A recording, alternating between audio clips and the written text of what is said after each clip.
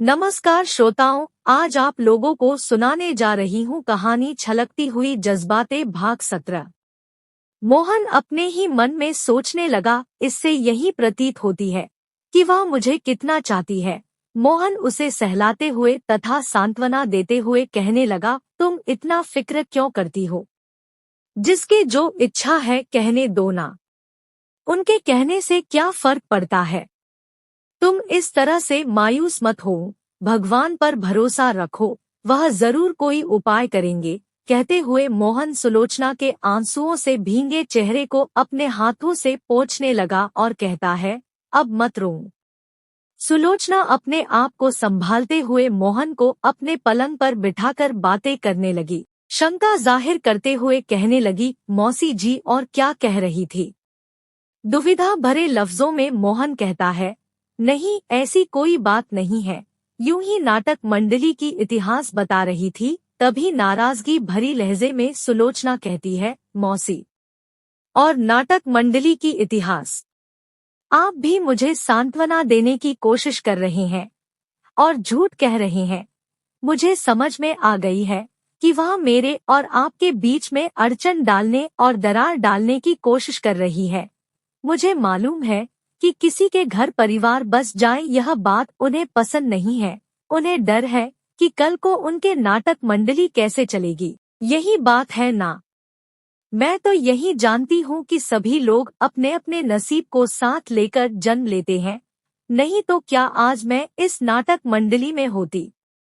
यह विदिशा, सुरभि, कंचन, मीरा मौसी, कमलाबाई और यह कुमार, भोला, अंगद, यह सभी लोग अपने अपने भाग्य को साथ में लेकर जन्म लिए हैं। इस भाग्य के तहत यह लोग इसी मंडली में आ गए, कोई और क्यों नहीं आए। तभी छलकती हुई आंखों से करुणा भरे नजरों से मोहन की ओर ताकते हुए धीरे से कहती है, कोई कुछ भी कहे क्या फर्क पड़ता है।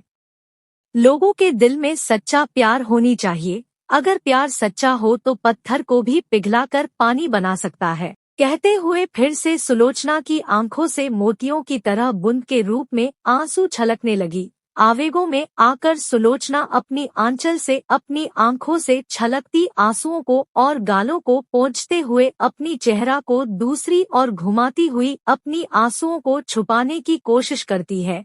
ऐसे में मोहन चुपचाप रह गया, कुछ कहना चाहते हुए भी कह ना सका। तभी कुछ देर पश्चात धीरे से कहता है, तुम्हें मेरे ऊपर भरोसा तो है ना? सबसे बड़ी बात तो यह है कि अगर तुम्हारा प्यार सच्चा है तो ईश्वर के ऊपर भरोसा रखो, वह जो भी करेंगे अच्छा ही करेंगे। मोहन की बातें सुनते हुए सुलोचना की आंखों से आंसुओं की धाराएं बहने लगी, परंतु कुछ कह नहीं सकी, चुपचाप रह गई। मोहन चुपचाप बैठे सोचने लगा, अब यहाँ पर ज्यादा देर तक रुकना सही नहीं होगा। इस समय सुलोचना को अकेला छोड़ देना ही सही रहेगा, ताकि वह अपने में ही मगन रहे। तभी मोहन यह कहते हुए वहां से निकल पड़ा कि अब मुझे चलना चाहिए। तुम अपना दिल छोटा ना करो, ईश्वर पर भरोसा करते हुए सब कुछ उनके ऊपर छोड़ दो, वह जरूर कोई अच्छा करेंगे।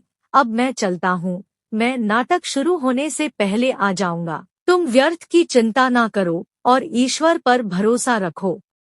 मोहन अपने काम से निकल पड़ा। सुलोचना वहीं अपने पलंग पर बैठे अपने प्यार को लेकर चिंता में डूब गई और सोचने लगी, और केवल 4-5 दिन तक हमारा नाटक मंडली यहाँ पर रहेगी, उसके पश्चात क्या होगा?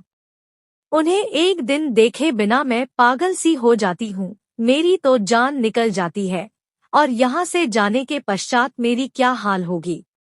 हम दोनों कैसे मिलेंगे? उनसे मिले बिना तो मैं मर जाऊंगी। अब क्या होगा? हमारा यहाँ से चले जाने को मैं कैसे रोकूं?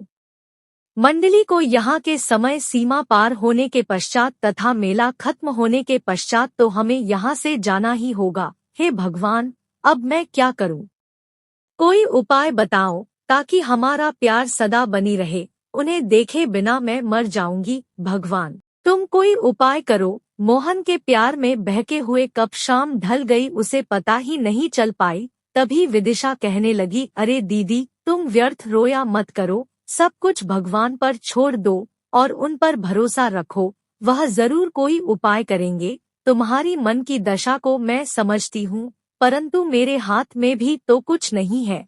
अगर मेरे करने के लायक कुछ है तो कह देना, मैं तुम्हारे प्यार को व्यर्थ ना जाने दूंगी। यह नाटक मंडली तो चलती रहेगी, कोई रहे या ना रहे उसमें क्या फर्क पड़ता है। कल को कोई और सुलोचना आ जाएगी, यह तो चलती ही रहेगी। उसके लिए केवल इच्छा शक्ति चाहिए। ऐसे में तुम चिंता ना करो, कोई ना कोई उपाय तो हो जाएगी। ईश्वर सबकी मदद करते हैं। रात को नाटक देखने मोहन अपनी जगह पर पहुंच गया।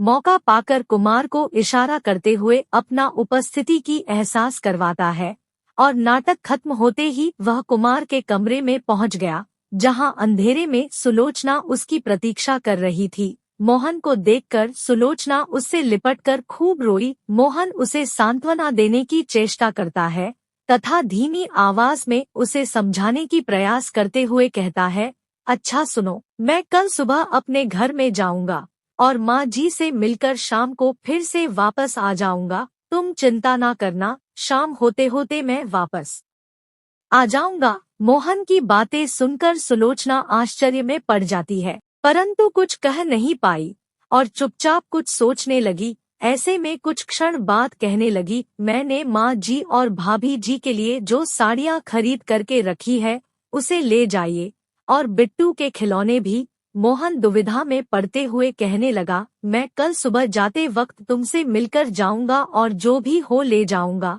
तभी सुलोचना कहने लगी, मैं भी आपके साथ चलूंगी, आप तो शाम को वापस आएंगे ना।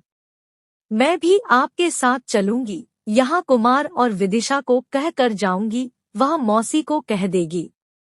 सुलोचना की बातें सुनकर मोहन दुविधाओं में पड़ गया। तभी वह कहने लगा, ऐसा नहीं कहते, यहाँ के लोग क्या सोचेंगे। यह लोग हमारे ऊपर गलत इल्जाम लगाएंगे, तुम्हें तरह तरह की बातें सुनाएंगे। नहीं, मैं ऐसा नहीं कर सकता, मैं तुम्हें साथ लेकर नहीं जाऊंगा। यह लोग ना जाने तुमसे कैसी कैसी बातें कहेंगे। तुम तो ऐसा करो कि जो कुछ देना चाहते हो अभी कुमार के हाथ में यहाँ भेज दो। कल मैं जल्द चला जाऊंगा, मैं कुमार से ले लूंगा और शाम ढलते यहाँ पर वापस आ जाऊंगा। सुलोचना को कोई और उपाय ना सुझा। अपनी डबडबी आंखों से ताकते हुए अचानक मोहन के दाहिना हाथ को अपने सिर पर रखते हुए कहती है, आपको मेरी कसम, आप मुझे भी साथ लेकर चलेंगे।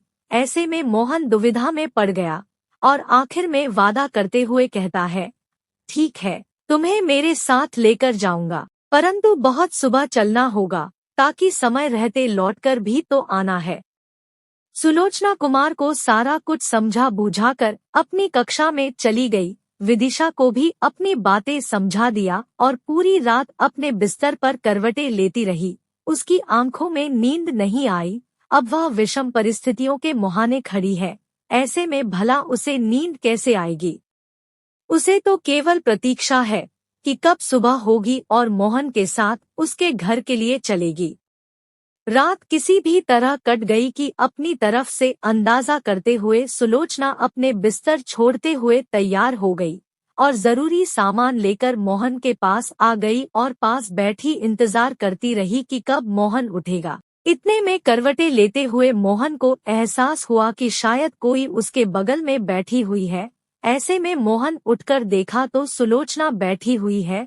दुविधाओं भरी आवाज में कहने लगा, तुम कब आई, मुझे जगा लिया होता।